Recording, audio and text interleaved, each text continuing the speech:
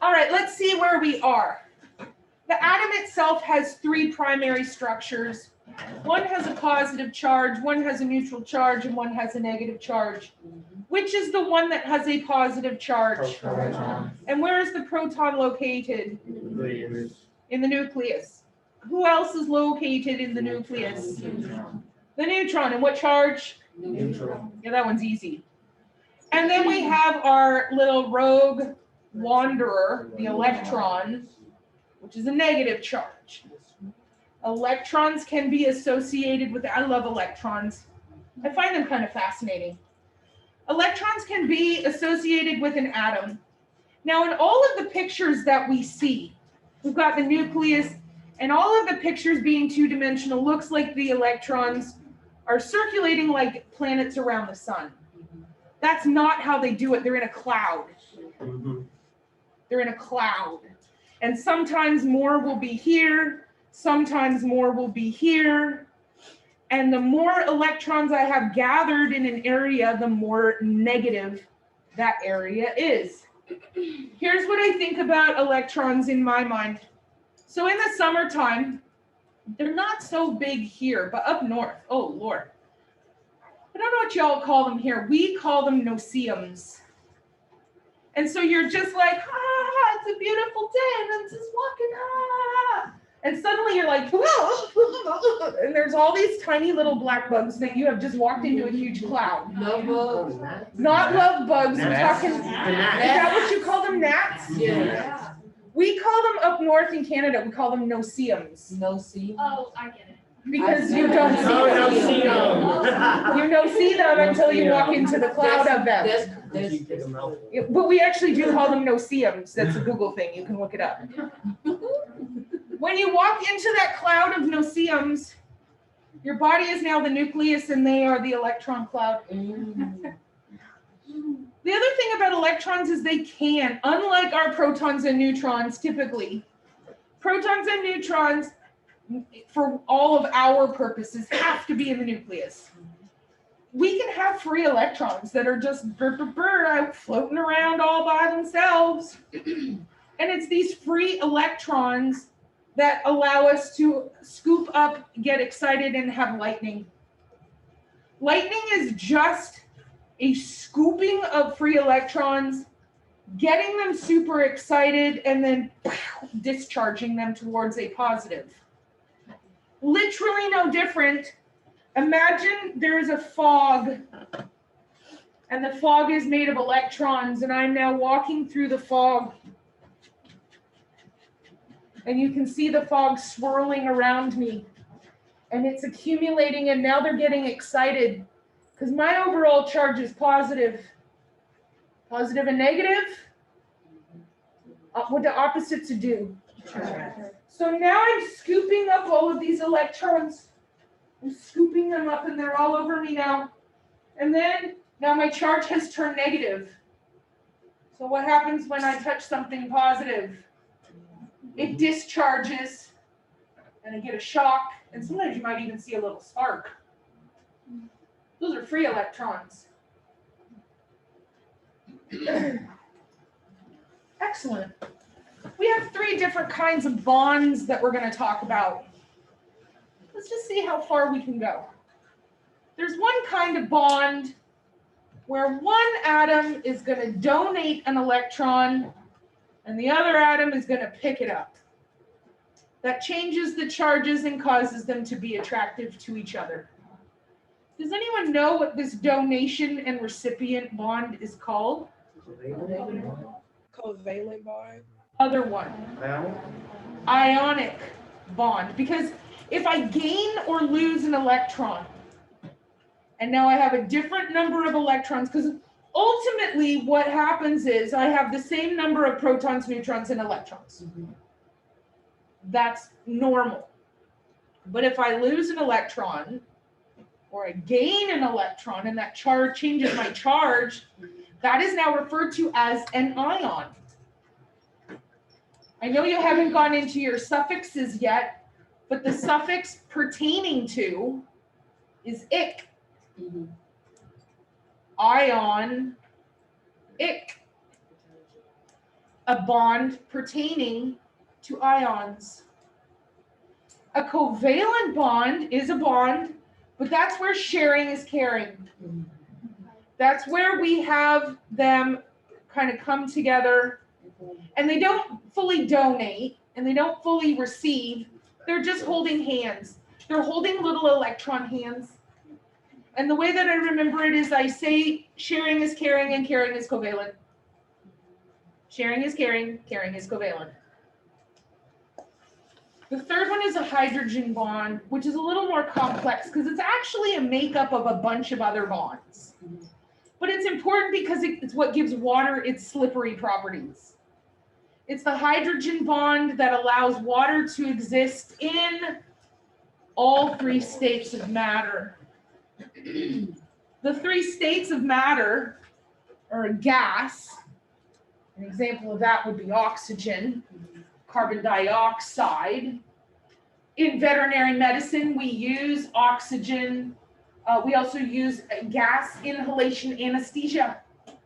That's what my Sterlings are learning about right now, is the anesthetic machine and the vaporizer, where we are taking a liquid and vaporizing it into a gas, allowing the animal to breathe it in. It gets picked up by the red blood cells, transported throughout the body, delivered to the cells, stopping nervous function.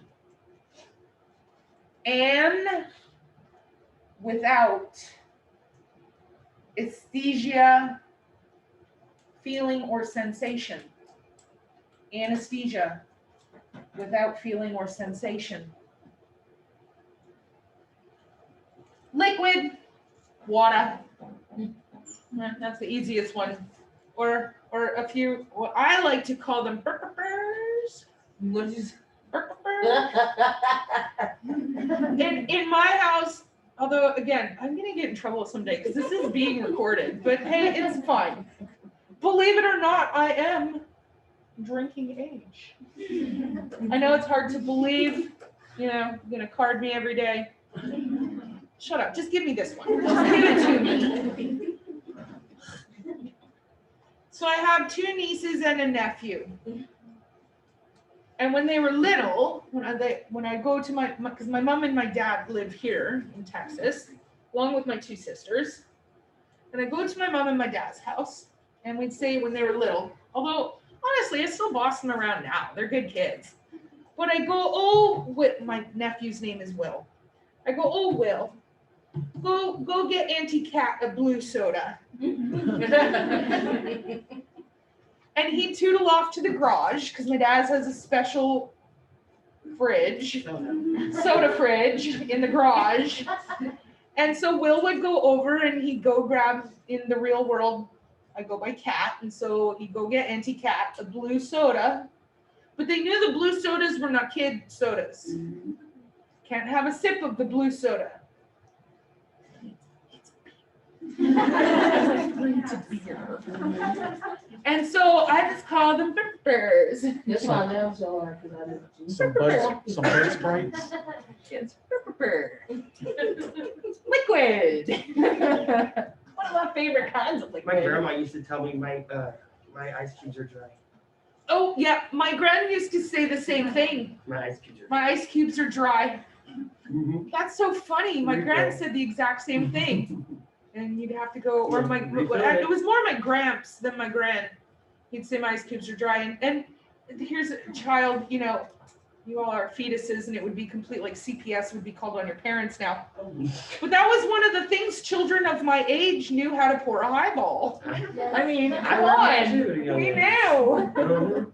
We knew how to do two fingers. And I knew I couldn't drink it, but I knew how to make them. Wasn't allowed. And then of course a solid. Now, the interesting thing about us, about living beings, is we are all three types of matter. Part of us is gaseous, right? Well, some people more than others.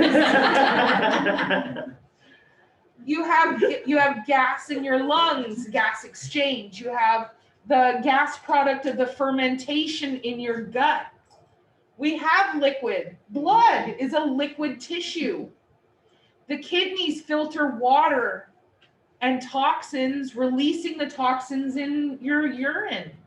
Your colon is responsible for recycling the water in anything that was digested. And then, of course, solid is the ultimate structure of all of these cells coming together. So all of everything is made up of elements. Again, I'm not telling you any shocking information. There are at least 112 known substances. All of these are found in what we call the periodic table. And the minute that I say the word periodic table, half of you are trying not to curl up into the fetal position and start weeping. I will not be asking you to reproduce the periodic table. That is not what this class is about. The things that I am going to ask that you know, we will be going over things like the chemical symbol. You at least need to know not memorize them, but at least that there is a chemical symbol. We're going to talk about the atomic number and the atomic weight. We're not going to be calculating any of that, so don't panic. We're not calculating anything. I'm just going to make sure that you remember what components of the atom are contributing. That's it. We have 4 major elements, and these 4 major elements are required for life as we know it on this planet. And in fact, as we are dealing with space exploration, other planets, when they say it's a habitable, potentially habitable planet, it means that it contains these 4 elements in the appropriate percentages. All life on this planet contains these 4 elements. Nitrogen. Nitrogen is a product of muscles. And in fact, it's a byproduct of muscle breakdown.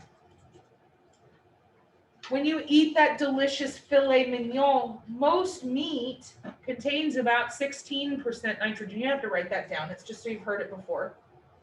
And it is your body, your kidney, and your urinary system's job to either recycle the nitrogen we need for use or get rid of the excess. Oxygen, self-explanatory. We all need oxygen. You can only live about 3 minutes without it. As we go through anatomy, we have what I like to call the creepy rule of 3. Because so many of our structures are in 3s. It's crazy. It's crazy. So yeah, creepy rule of 3.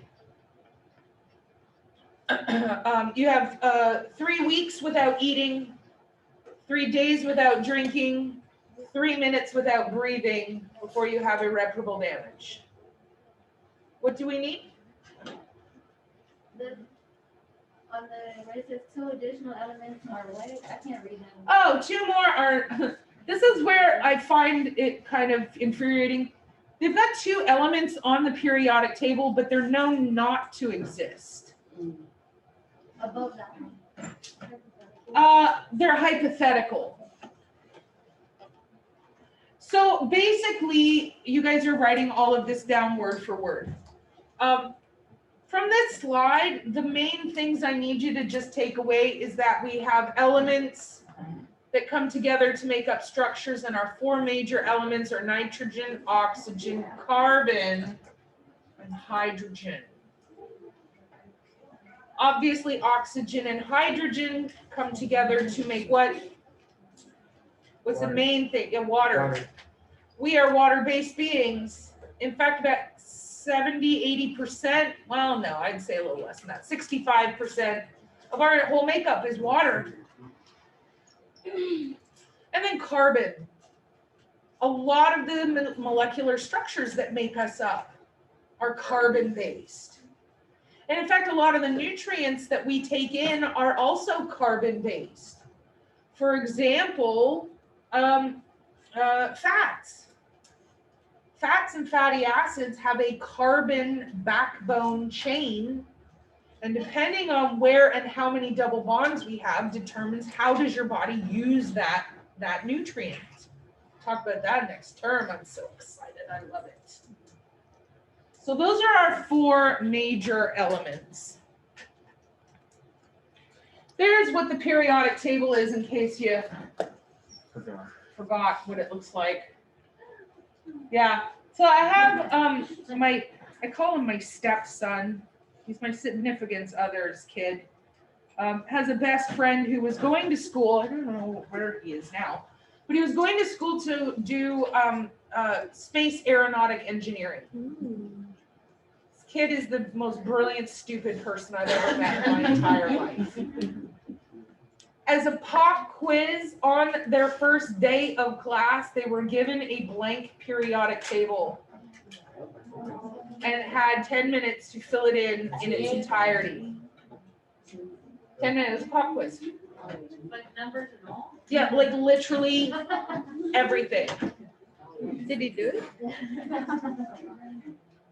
I'd just be like, oh, I think I'm in the wrong class. Yeah, I think I'm gonna go to the liberal arts. So there's our 4 major elements. Oxygen, as we know, is needed for cellular energy. Carbon, that's how we know inorganic versus organic. Now, I'm not saying organic like, oh, that tomato is organic or I only buy organic produce. That's something else. This organic means we have a carbon backbone. Hydrogen is a component of water, as we know, H2O. There are 2 hydrogens and 1 oxygen. And then nitrogen is a primary component of every protein. Proteins are made of these building blocks called amino acids. And everything about your body is made of amino acids. I think of amino acids, in fact, all of these building blocks like Legos. I love Legos. What can you build out of Legos? Anything. Literally anything. When you eat the filet mignon, when you eat the sugar and the fat, that is a structure made of Legos. And your body has to pull apart every Lego, because if the Legos are already built into something, can you build them into something else? No, you got to take them apart first. That's the whole role of your digestive system. Nitrogen is one of the Legos that makes up proteins.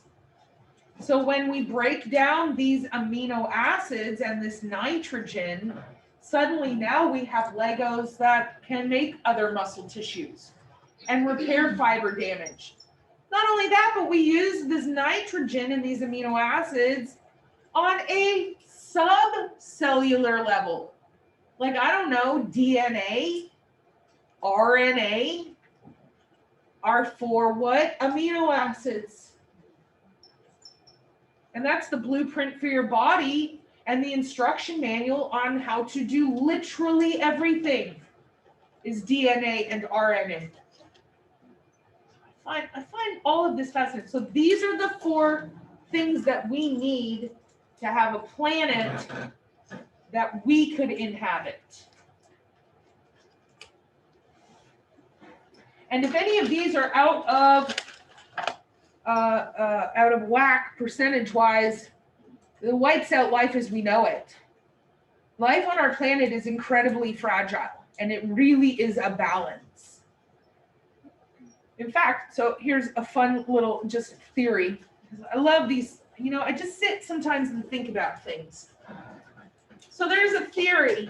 It is just a theory, but it's a fun rabbit hole if you've got nothing else to do. So the theory is that the atmosphere think like pre-dinosaur into dinosaur, a little bit after, was far, far, far higher in nitrogen.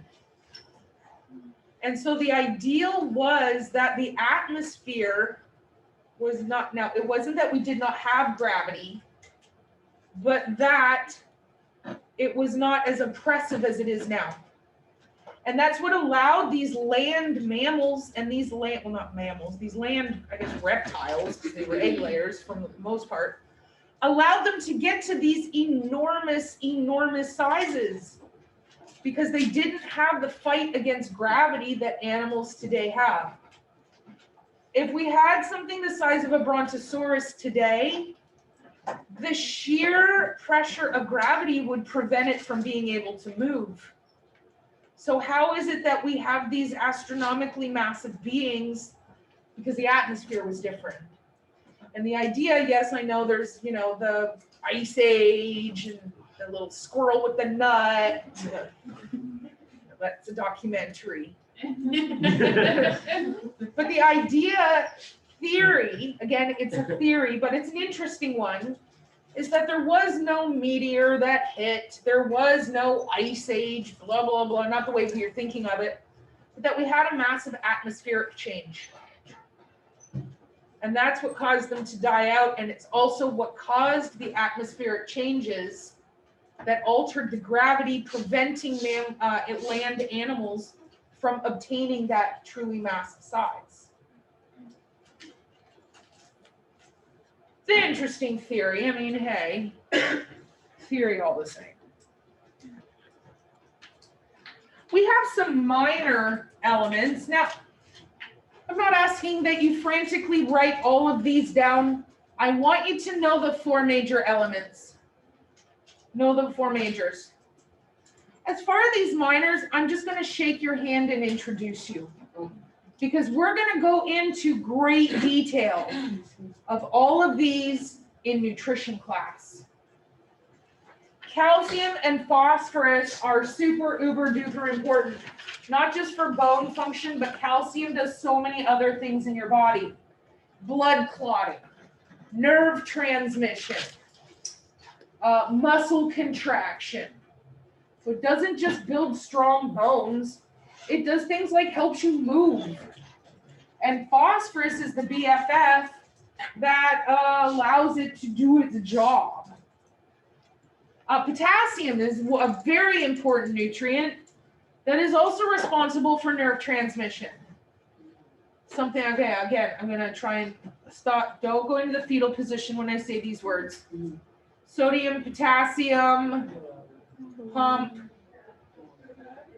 The sodium potassium pump in your neurons is where we have sodium and potassium that change the area on the side of the cell membrane, and then we have a special pump that moves them back. And it's this alteration of the charge that transmits an impulse. It's potassium is responsible for part of that. Sulfur, found in proteins. Sodium, again, sodium potassium pump. Sodium also helps your body regulate and retain water. Chlorine, we can also alter this to be chloride. And chloride is a cheeky monkey, because here's the thing about chloride, is he does not need a whole lot to become satisfied. In fact, we're going to talk about him. He needs a single electron. His outer shell is short by 1.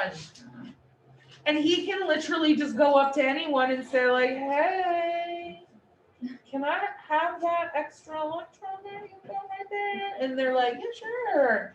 And then they bond together. Think, what is table salt? Sodium what? Chloride.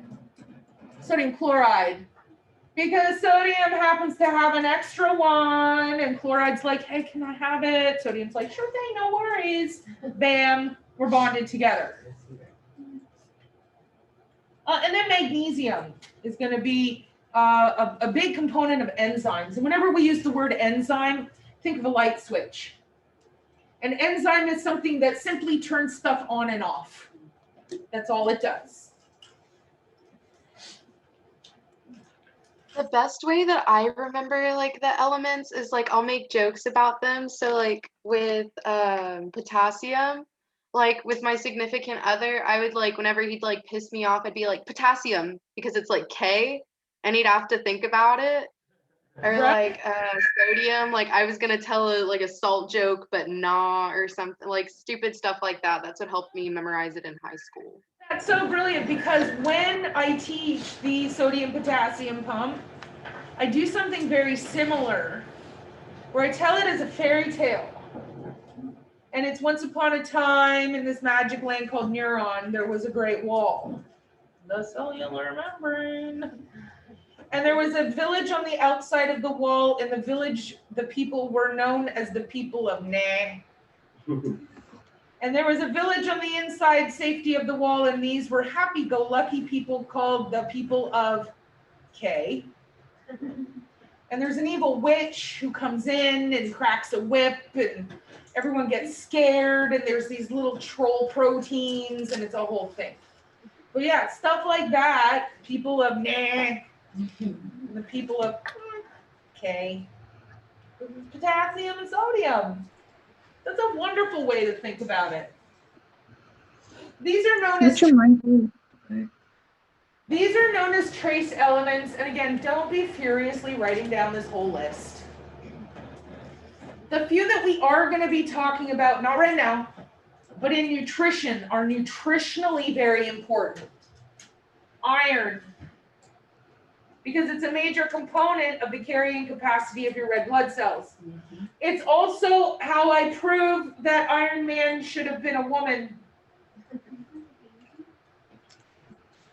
Yeah, I've said something provocative. The chemical symbol for iron is Fe. What is another word for man? Male. Female. Literally translates into bam. We're going to talk about iron. We're going to talk about manganese, copper, zinc, selenium, iodine. Those are the major ones that we'll talk about in regards to companion animal nutrition. Time flies when we are having all of the fun. We're going to pick it up here on atoms. This should go pretty quickly because you already know quite a bit about atoms.